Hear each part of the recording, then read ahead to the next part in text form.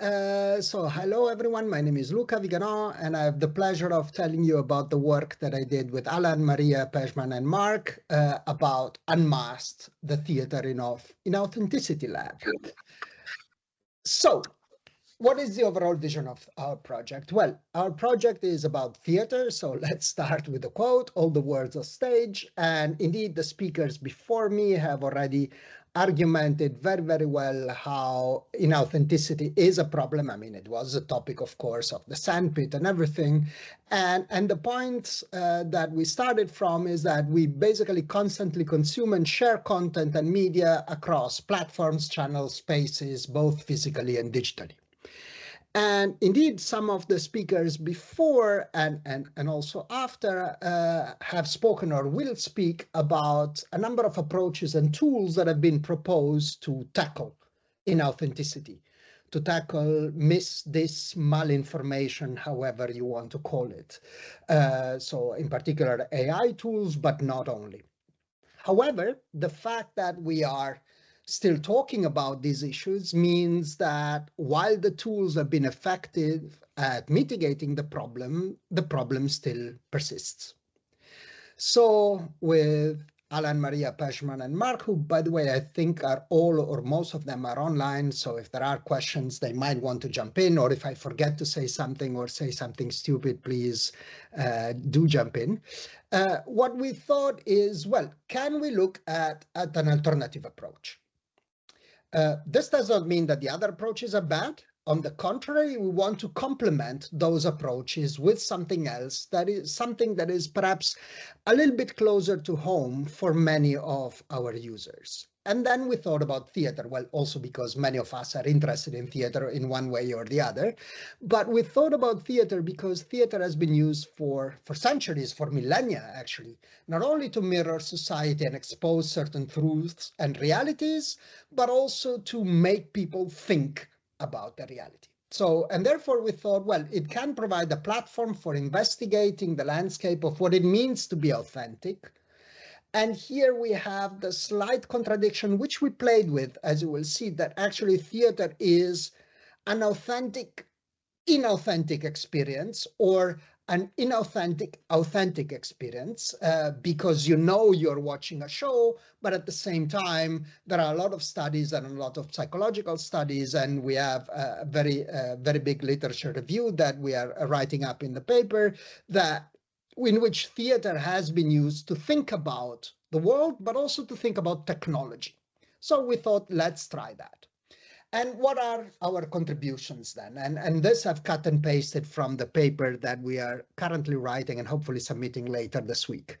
So first of all, we took a specific kind of theater, which is devised theater.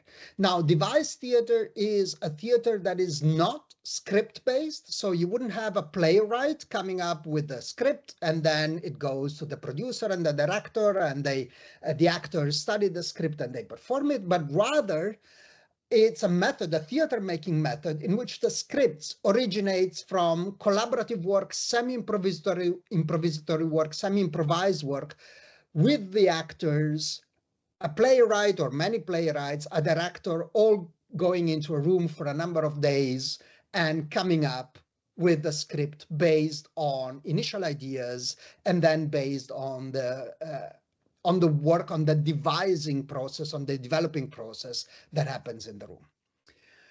And I will tell you a little bit more about why we chose this specific kind of theater later.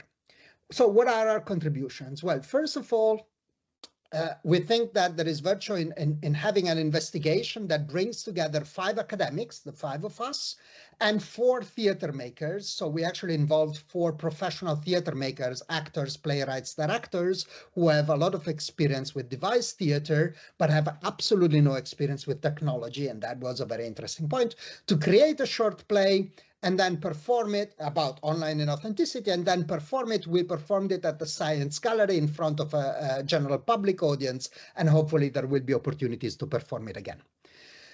Then, in order to check whether our approach worked or not, we actually conducted a mixed method study, so both quantitative and qualitative, with the audience. And we had 66 members of the audience participating, only 65 returned valid things, but I'll tell you more about that later. And then ultimately what we're doing is we're developing this into a full-fledged methodology. And in particular, we're reflecting how the initial ideas that we had as academics to talk about online inauthenticity were modified, were changed, were thrown away, and new ones were brought in during the devising process. And ideally, we would want to distill some insights so that others are able to replicate this approach in their investigations about online inauthenticity or about whatever other technological issue that they're concerned with. So we had 4 research questions. So to what extent can device theater be used to investigate online inauthenticity? And in order to answer that question, we carried out a quantitative study. So we asked people to fill out a questionnaire. And then we had 3 questions, that we addressed through a qualitative study. So focus group discussions with the audience members after the performance. So what are people's concerns about online inauthenticity? What are the positives and negatives of being able to present a fake identity online? And to what extent can AI successfully replace humans in roles that in particular require interpersonal skills? So what is the process that we took? And here you can see a picture with almost a full devising team. One of the actors is missing in this picture. We had 4 professional actors. I joined in with my experience as playwright in trying to make sense of the script that was emerging. And Mark and Pejman, who both have acting experience, joined the performance team, while Maria and Alan were observing, taking notes, and actually guiding the user studies. So we had, first of all, it was very interesting to bring this team together. And why was it interesting? We learned a lot because we came in, we are academics. We thought, okay, of course we know what we want to talk about. And so we devised, in a number of workshops and meetings, we devised a number of seed scenarios. So essentially, we wanted to talk about a family, kind of your Addams family in a sense, where every member of the family, husband, wife, to a son, a daughter, and a grandmother, all of them is confronted with online inauthenticity. But then we got into the room, and we deliberately didn't write a script, right? So we just had some ideas. And we had a couple of workshops with the actors beforehand online, but then we got into the room together and we devised for 3.5 days, and then we performed in the afternoon of the 4th day. And these things were modified.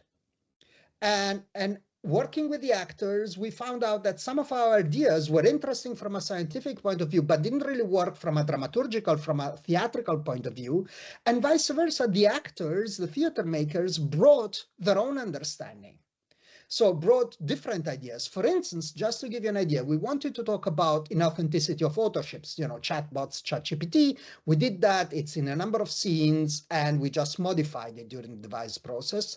We also wanted to talk about AI psychotherapy, which became the main theme, but we also wanted to talk about fake identities. And we thought, okay, fake identities are malevolent, you have attacks, and actually some of the speakers before spoke about that. But actually, the actors said, no, let's talk about the positives. The good thing that you can go online without the stress of having to be yourself and have an avatar that allows you to be much, much freer. And a similar thing happened with fact checkers. We didn't mean to talk about fact checkers in the play, but eventually in the interaction with the actors, we had that. So these are the themes that we touched. I mean, you can see the list here. And then we recruited participants through channels. We deliberately did not invite anyone from SPRITE because we wanted only members from the general public. We will have a second study later on. We had 66 members of the general public. Actually, 74 had registered their interest and 66 showed up, which we were extremely pleased with. But then ultimately, 65 questionnaires were returned and 60 people approximately participated in the focus group discussions. Here is a script excerpt, and I'm not going to read it, but I'm going to leave it there for a while so that when people actually watch the recording, they can read it. The script is also, or is going to be publicly available. We ended up having a number of characters, but in particular, we ended up having 7 scenes. And the main idea of the story, it's a story of a man called John Smith, how much more anonymous can you be in a sense, who is suffering from anxiety because of the burden of online inauthenticity, right? So, or the amount of information, the amount of fake news, the state of the world is burdening him so much that he can't really sleep. So after having tried a number of human psychotherapists, he enrolls in the service, or he asks for the service of an AI psychotherapist. We actually have a first scene in which you can pick and choose your kind of AI psychotherapist, because of course AI can personalize itself to you. And then we have a number of scenes that show the journey of John Smith. In particular, we have John's anxiety being embodied and becoming one of the characters. Okay. Now I'm looking at I'm not going to show you an excerpt from a clip from the play, because it's too long and the sound doesn't really probably doesn't really work that well.